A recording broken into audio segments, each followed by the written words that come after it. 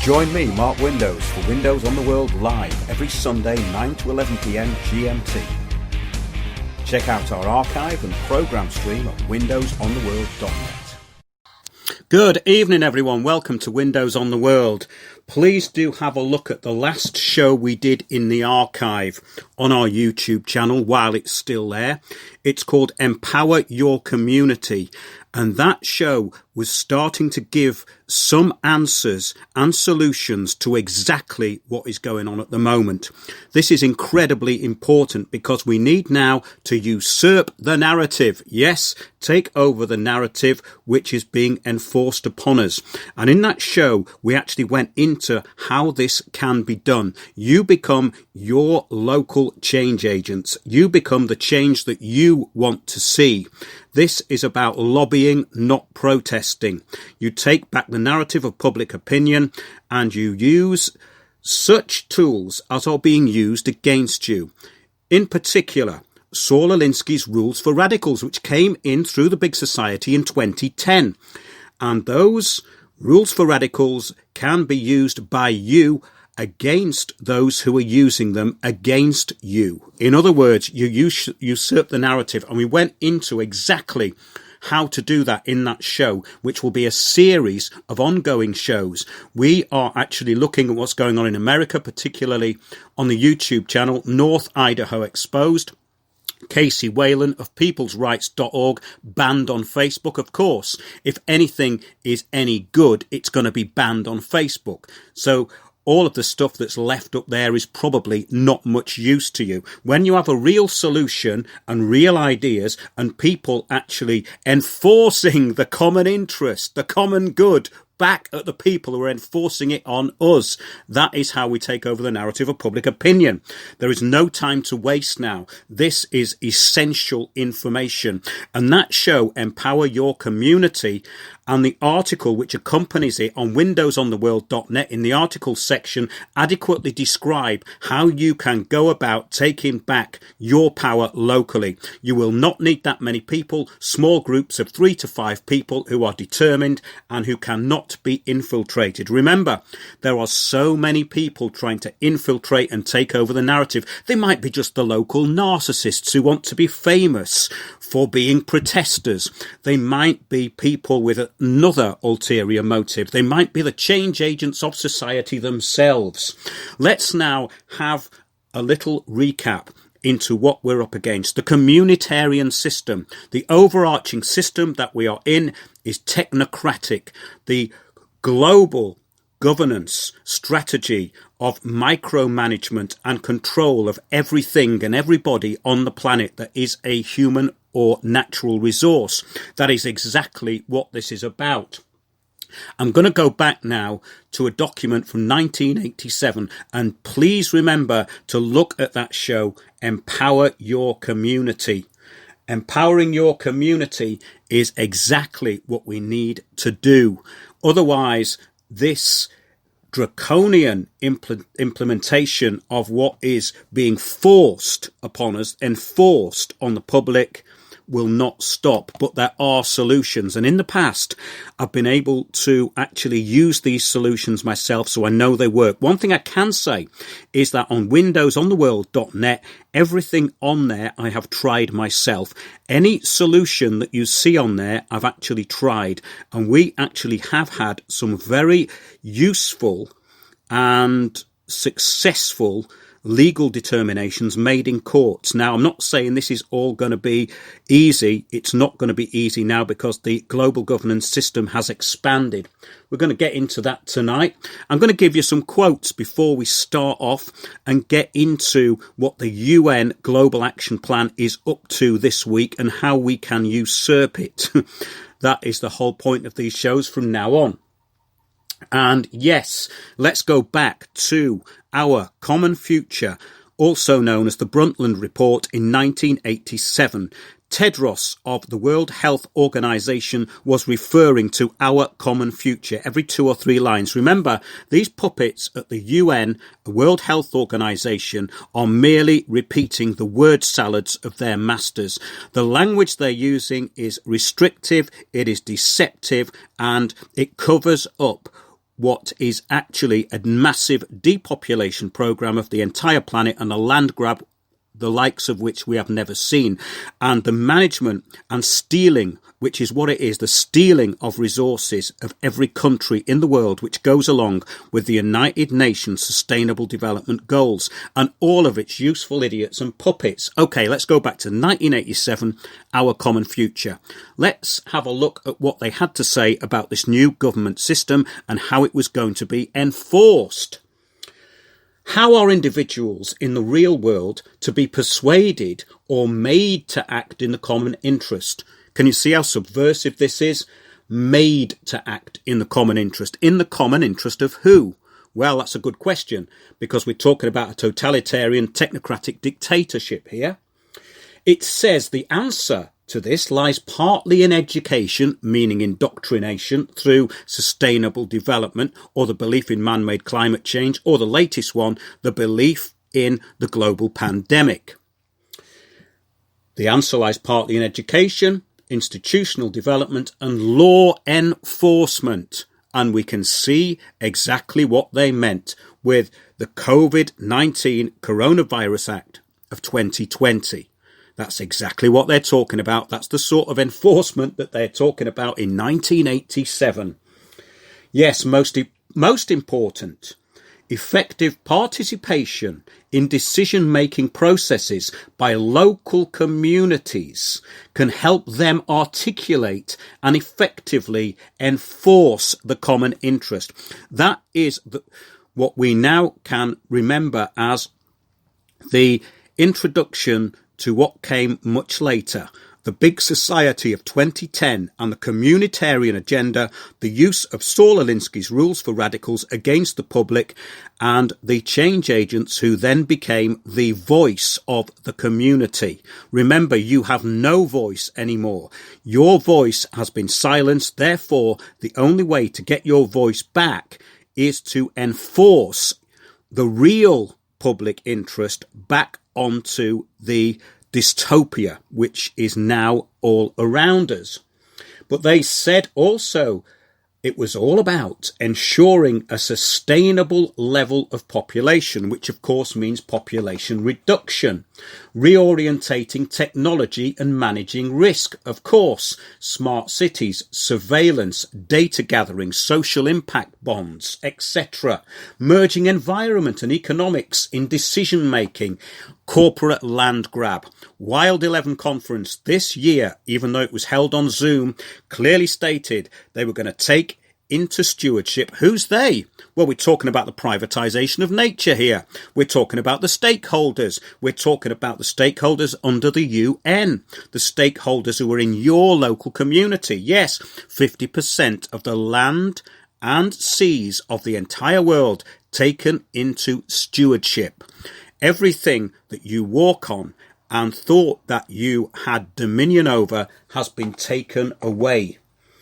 They carry on. We are aware that such a reorientation on a continuing basis is simply beyond the reach of present decision-making structures and institutional arrangements.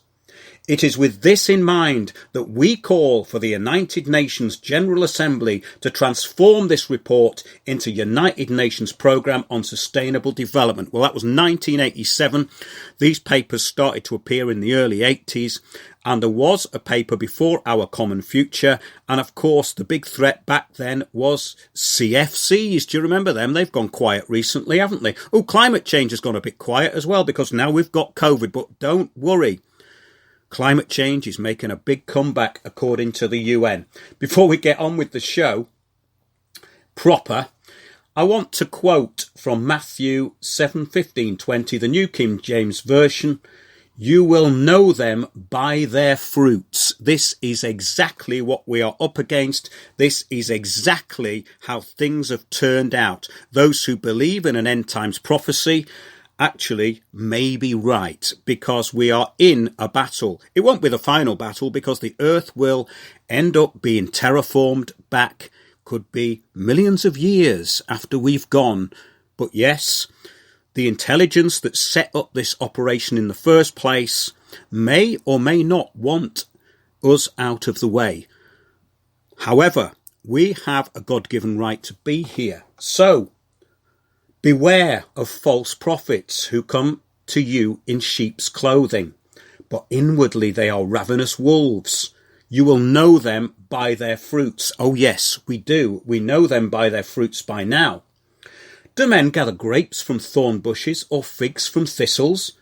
Even so, every good tree bears good fruit, but a bad tree bears bad fruit. Now, I'm going to sort of make a point here, because the bad trees bearing their bad fruit are now in plain sight.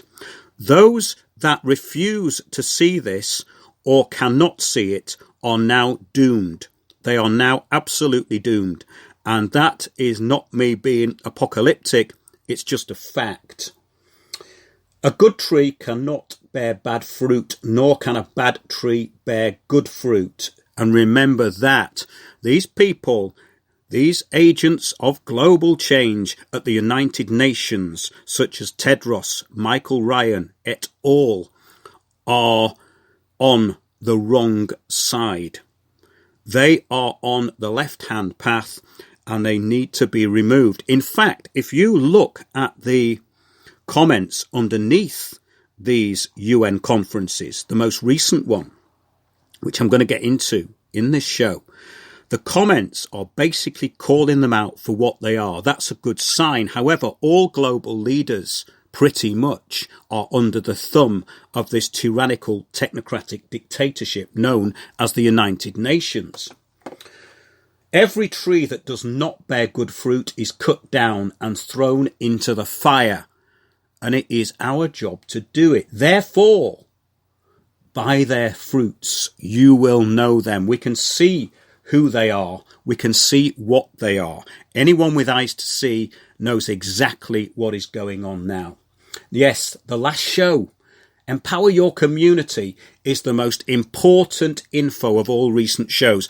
I got into what we can do to take back the narrative of public opinion in those shows, and it revolves around you becoming the change that you want to see, usurping the language of sustainable development. Yes, you can become resilient, empowered and diverse and vibrant and all that stuff, and you can use it, put it back into your local press and take over the narrative of public opinion. It could be that you want to take over a local community centre. We have to start acting like these change agents act. They took over all our venues and turned them into community hubs. This is just the tip of the iceberg, of course, but once you start getting your own people to make their voice heard and get that publicly out there, then you can become the change agents which have been imposed on us since 2010.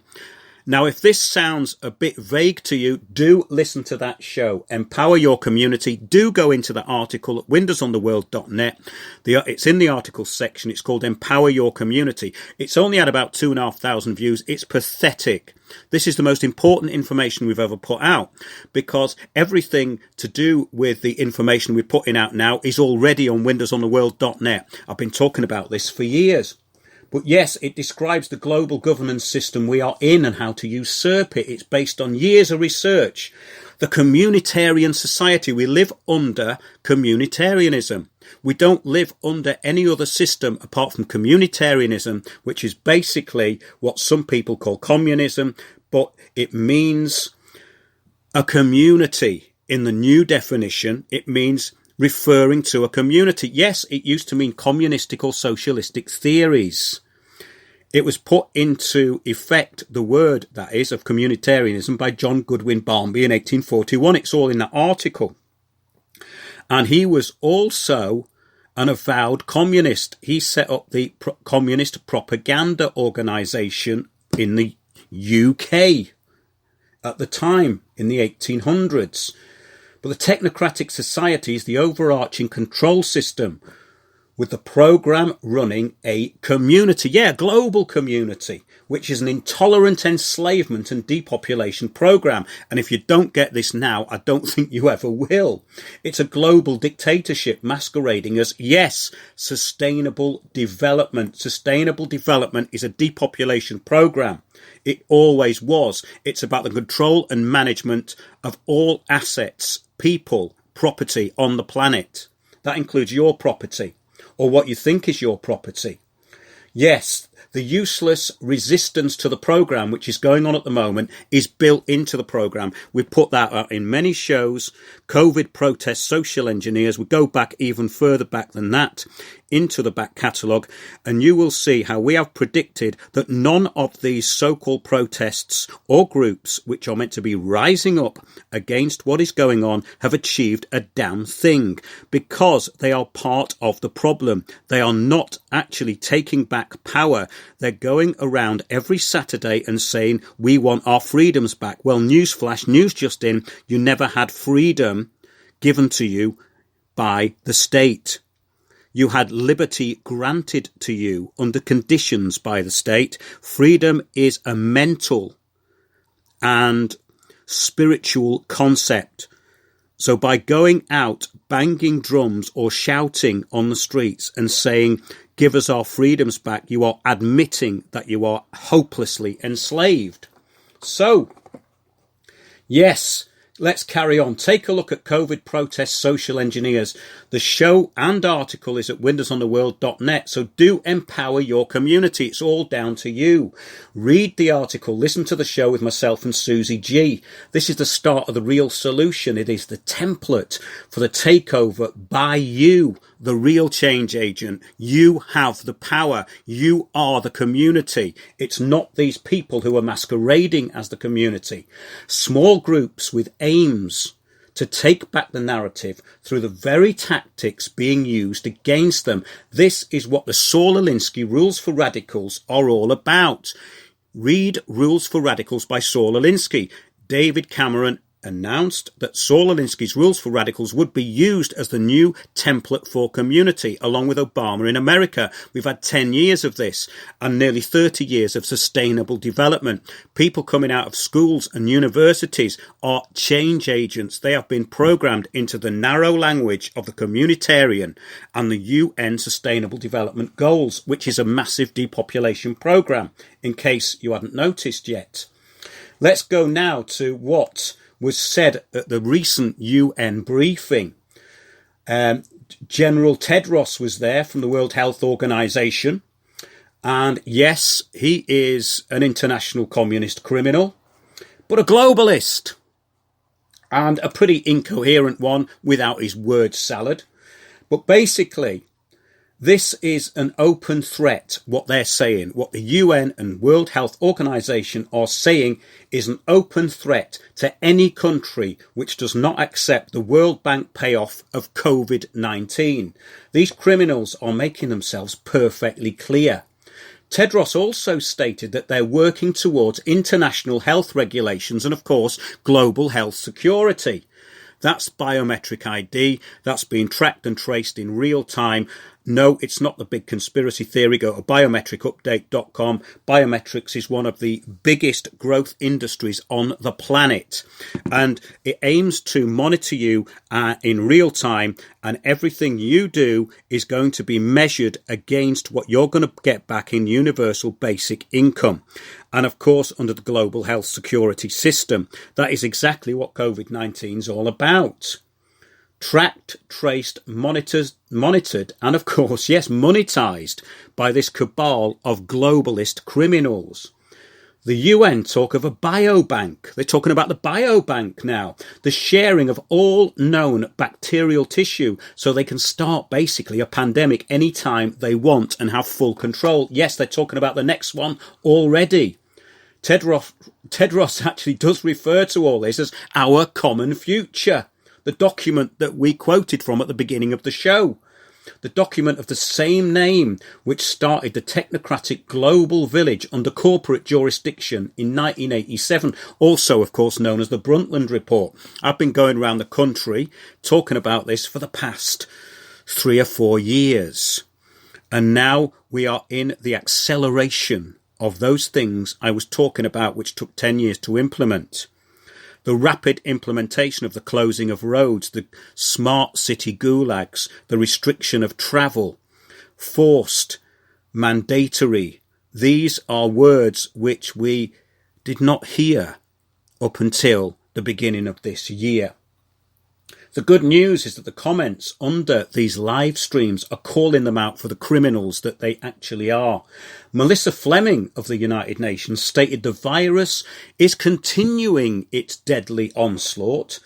Dr. Michael Ryan, the executive director of the World Health Organization Health Emergency Program, lied through his teeth and stated there were 4 million cases a week. Well, there might be 4 million cases with the fake, phony 45 cycle PCR test, which is basically their only PR. It's absolutely incredible what these liars are saying. He continued with his talk about vaccine hesitancy. Now remember, this is the criminal, the subversive, who wanted you removed from your house if it was assumed that you might have a chest cold or a head cold, which is in effect what we're talking about, because COVID has now taken over the flu. So common flu, common colds are all COVID now. The UN say they have a DNA for a complex response. They describe their actions as the DNA for a complex response. Well, its aim is to collect all DNA. They've already said so. They're talking about it. The barefaced lies of Ryan and co. are, though, now legendary. Yes, suggesting that infected people would be forcibly removed from their houses. This was at the beginning of the pandemic, and they're getting away with it. They are getting away with it, and they're now saying that there's going to be another one. One day, he will be dealt with. One day, these criminals will have their judgment. I am sure of that. Oh, let's get on now to David Brearley of the World Food Programme. He stated that hunger would reach biblical proportions, and by 2021, it is literally going to be catastrophic.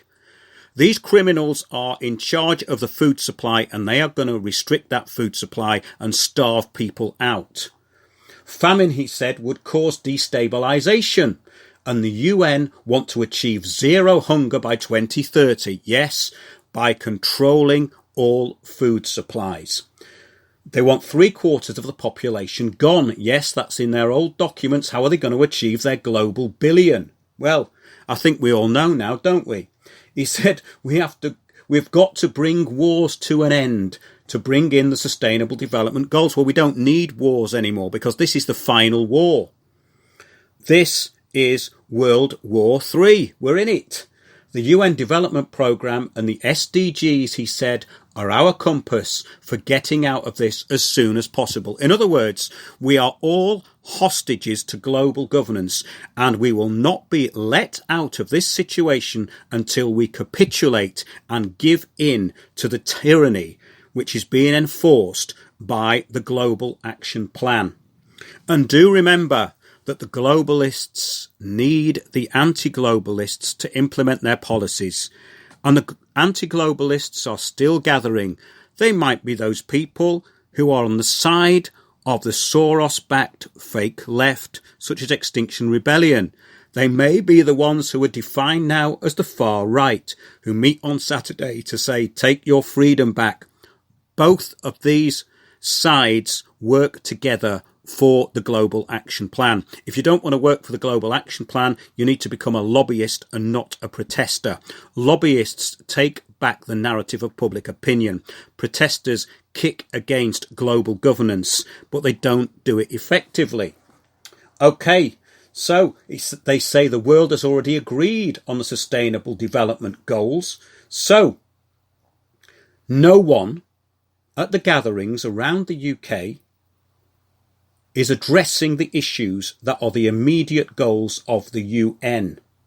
Their plan is apocalyptic. The likes of Dr. Michael Ryan hide in Switzerland and in UN headquarters above all jurisdiction with immunity to all law. The UN is above all global jurisdiction. It is above all international law. It can move freely funds, gold and assets without any restrictions, with diplomatic immunity. A recent Columbia University lecture featured the UN's new climate school. Their guest, guess who it was? Antonio Guterres, the UN Secretary General. They talk non-science as if it were science and lies as if it were truth. Just as I said at the beginning, we can use some biblical quotes here, can't we? Yes, they talk of the global lockdowns as the future to keep down carbon emissions. So the lockdowns of COVID-19 are part of the ongoing plan.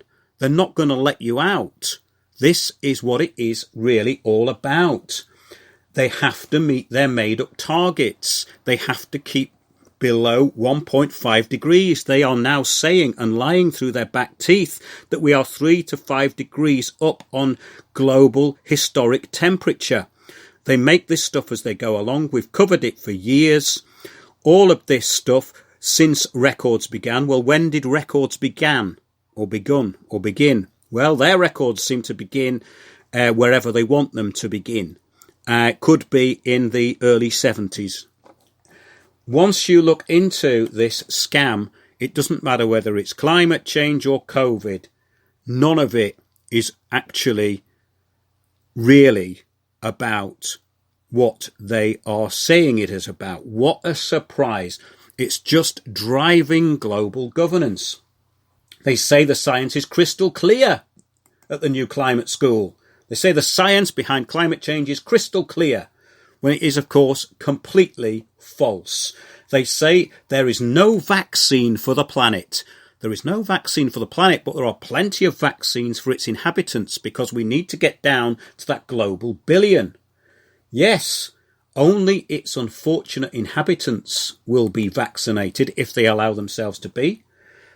And they say this is an epic policy test. Everything is out in the open, nothing is hidden. They say trillions will be needed for COVID recovery to be borrowed from future generations. They are putting you into eternal debt slavery over this lie. They say they will flip the green switch and reset the world economy for a resilient and inclusive world.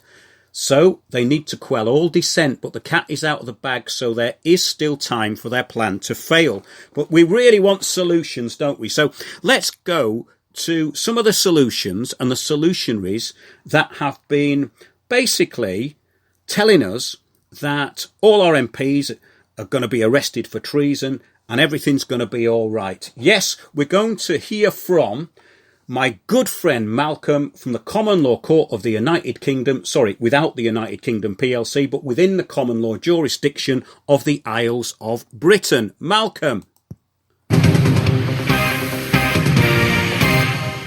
Hello, Mark. It's Malcolm here from the Common Law Court of the British Isles, without the United Kingdom, standing as a free man under common law and now in lawful rebellion under Article 61 of the Magna Carta, until such time as those guilty of treason are removed. Anything spoken forthwith does not imply any contract or obligation to perform under any written statute or act, including but not restricted to UCC Commercial Code. I am a man and will not be recognised as a legal fiction or perform any action under my previous and unlawful registration under the Births, Deaths and Registrations Act of 1837, a statute. I will be recognised only as a living man, and I have registered my common law birth certificate at the Common Law Court of England. I stand under common law as a free man. I can, if I choose to, lawfully exercise my right to partake in archery any or every Sunday, at any time or place on any village green or common land in the Isles of Britain, and, if interrupted in said activity as a bowman in training, will perform a citizen's arrest on any person who obstructs me in my lawful activity and training in defence of the common law jurisdiction of these isles. Should any constable obstruct my activities as a bowman, I will arrest said constable under common law, and request he join in my activities as per the common law and by order of the King. If said constable does not partake in archery, I will have him tried for treason and request that said constable is taken to the Tower and imprisoned until such time that he agrees to partake in the time-honoured art of the bowman, along with the free men of the land, standing together under common law and at present in lawful rebellion under Article 61 of the Great Magna Carta. Any common criminal, mountebank or vagabond who performs any unlawful act against my common law corpus during my archery practice will be shot through the heart, his head removed with a sturdy axe and placed on a pike at the village green to deter any such villainy and breach of the peace. Well, now that's comprehended and not understood, I will begin. Hello, Mark. Good news, we are winning. I was stopped on the A23 or Common Law Highway by Surrey Police last Monday at 12:05 a.m. exactly. I was travelling, not driving my common law conveyance, when I was apprehended by two constables in their conveyance. They suggested that my common law conveyance was subject to statute. The constables were not acting under oath, but as policy officers using the law of the sea on the land. In this case, acting as Admiralty land pirates under UCC code near the Patcham exit of the A23 or Common Law Highway. Said constables did not accept the undeniable and obvious fact that the vehicle was clearly a common law conveyance, and not, as they incorrectly stated, an uninsured, untaxed 2010 Ford Focus with no MOT. When I informed said constables of this, they ignored this statement. As they were acting under Admiralty, I refused to give them joinder with my legal fiction. This seemed to make them very cross, and I was arrested for obstruction and under suspicion of driving with no insurance. My common law conveyance was seized, an unlawful act under Magna Carta 1215. So, the only way to regain my freedom was to agree that the vehicle was indeed connected to my legal fiction through the V5 trust document, which was in my legal fiction name. As I have a common law birth certificate, I intend to buy a new conveyance and refuse to be bound by any statute. I have since been riding an electric scooter as my common law conveyance on the Queen's or King's Highway. I served a commercial lien on the Chief Constable and he has another 10 days to respond. I will then send my notice of dishonour and a final demand for my 25 million Bradbury pounds, a usury-free financial instrument backed up by the Bills of Exchange Act. All this is now recorded with the Common Law Court of Great Britain without the United Kingdom PLC. Well, Mark, yes, that was last Friday, over a week ago, and I haven't been stopped by the police since. So it looks like they are on the back foot and have accepted the commercial lien. In short, Mark, we are winning. Stay out of the fear vibration under common law jurisdiction. Oh, you can get a common law birth certificate for only £9.99 from me, bargain. A freedom rebel at the common law court. None of the above is legal advice. Big love, over and out, Malcolm. That was great. That was really good advice, Malcolm. In fact, I'm going to empower myself and get myself a common law birth certificate. I am going to get myself a common law conveyance. I'm going to deregister my vehicle. I'm going to make sure that it's outside. Hello, Mark. the It's Malcolm here from the Common Law Court you of the again. British Isles. Malcolm, you can't keep interrupting like this. Okay? This is exactly what these free men on the land are like. They just go on and on and on and round in circles.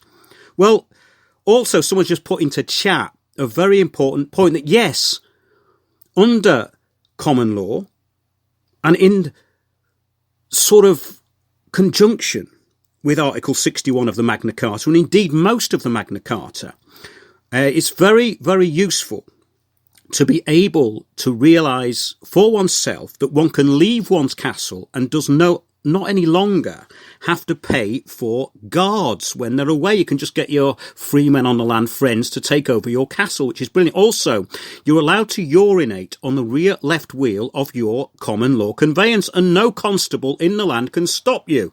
So Malcolm's absolutely right. I hope his commercial lien is recognised by the Chief Constable, and I hope he gets his Bradbury pounds. It'd be fantastic, because we are winning, as Malcolm says. I mean, you might lose the odd vehicle, but in the long run, we are winning. We are winning. So it's great news. So I'm going to be hearing from Malcolm quite a bit over the next few weeks because he's on the right side of history, as you probably have realised. But yeah, that last show we did, Empower Your Community, I just want to kind of run over some of the points in that, and please listen to it because it's where we need to go. So basically, when we hear things like collective action, citizens' action groups, direct action, community action groups, and grassroots organisations, these are the infiltration processes that are being used against us. What we need to do is take back the narrative of public opinion. So we use their language, and then it becomes infiltration back into the infiltrators, basically. So we talked about things like the Saul Alinsky rules for radicals, where you find a common symbol to unite the community against the enemy. So basically, all groups have to have a common aim and a common enemy. This is very, very simple. Well, we know who the common enemy is. It is the infiltration of us by the change agents and the system and sustainable development goals and all the rest of it.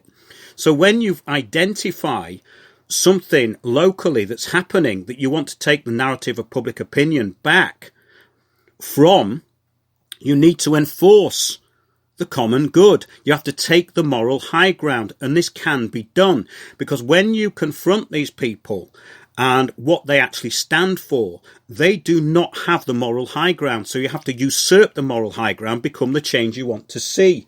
So in other words, usurp the language that they're using against you. Basically, unite against the problem. You have to define what that problem is, and then you have to have a strategy for actually achieving your goal. Once a small goal is achieved, and it could be just something very small, you might just want to stop shops turning people away for people who are wearing masks. So all you have to do is basically you get a 50 or however many people you want, it could be 10 people, to go shopping at the same time in the same place on the same day. When you're in there, you outnumber the people with masks, so you start taking pictures, you put them on social media, all of a sudden it looks like, well, no one's wearing a mask anymore. I bet you many of the public will start to follow. You have to lead by example. These are just some of the ideas that you could be used, but basically, we know how we're going to be silenced. We know the terms of the enemy: fascist, Nazi, white supremacist, far right, anti-vax.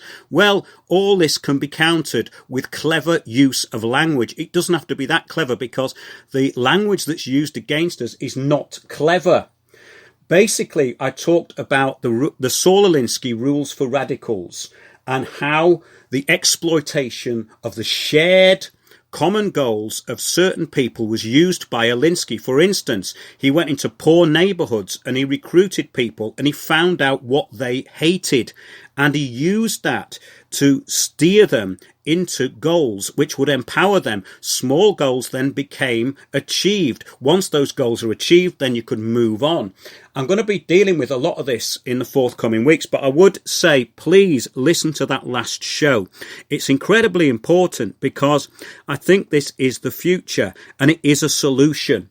And basically, yeah, have a look at that article. Please have a look at the article, which is on windowsontheworld.net, Empower Your Community. It has links to what communitarianism is. The system we're in is communitarian. The people who are now spouting stuff about the Bill of Rights and the Magna Carta, that's all very well, but they are not talking about the jurisdiction that we're actually in. We're in global governance. Those people in that parliament are under global governance. I don't know whether you've noticed, but Boris Johnson is merely a hostage to global governance. He doesn't have a clue where this is coming from. He's got a very good idea and he sees the lobbyists all around him. They've all been paid off. So the mere fact that they can introduce this Coronavirus Act on the back of the 1984 Act and not the Civil Contingencies Act of 2004 tells you all you need to know. Because if it was an emergency and an emergency act, it could be replaced. What they've done is brought in legislation which can run on.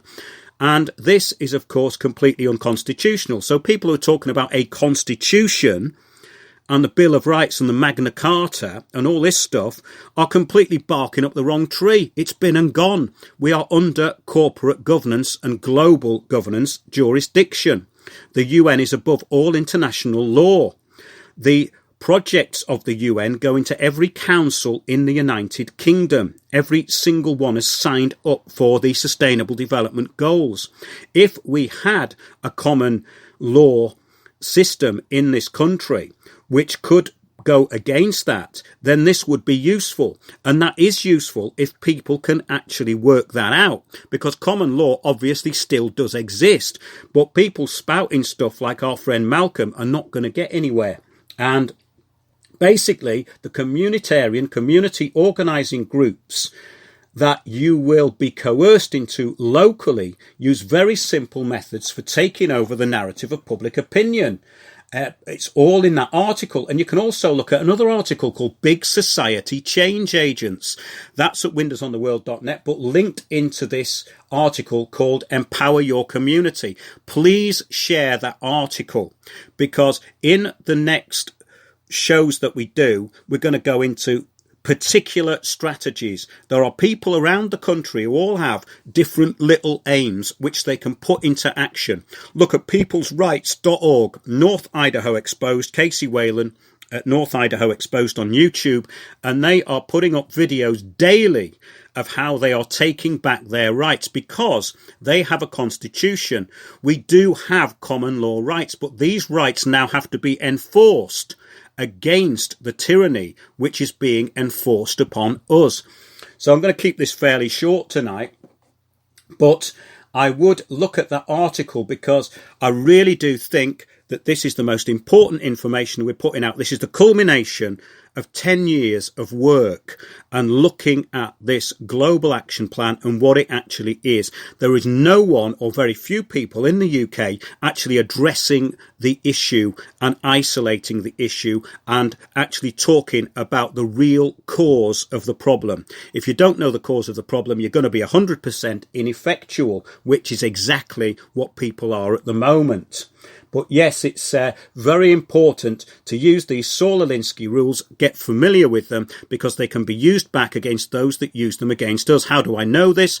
Because we fought off a group of these people who called themselves the community, and we proved to everyone who was the community that they were not the community. So what we have to do is isolate the target, polarize it, freeze it, and don't let it go. That's a Saul Alinsky rule. If you focus precisely on what you want to achieve and the people that you need to point out, that the public need to know are in fact they're implementing policies locally that are of no use to them, like, for instance, the change agent Clyde Lokes in Waltham Forest. I've been pointing him out for years. If those people in that borough actively targeted him properly and efficiently, he would be gone. He's still there. He's now enforcing sustainable development and the closure of all roads in Oxford under livability. It was Mini Holland before. The reason I always talk about global to local is because it goes from global to local. And you have to be the change that you want to see. So please have a look at that article. Hope you enjoyed the show. And I will be back for more Windows on the World live on YouTube and here on Sunday. I'll be taking a break from Republic Broadcasting Network. We have much more important things to do in the short term. Thanks a lot for listening, everyone, and good